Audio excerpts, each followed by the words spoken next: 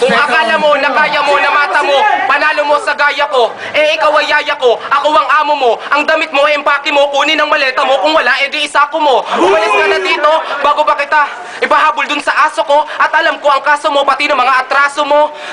Gusto ko malasing akin na ang baso ko para si Tipsy ay mailang paso ko. Respeto. Yo. Hey, respeto. From Bataeños Connection, isa ako sa matalinhagang hinuwakan ni NV1. Ikaw, sino humawak sa'yo? Bakit memory mo 128 MB lang? Yo. Sige, layasan eh. Kung tunay kang MC, nasa ng pruweba?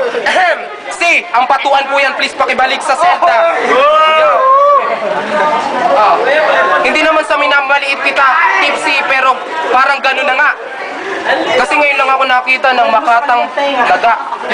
Yo. Okay.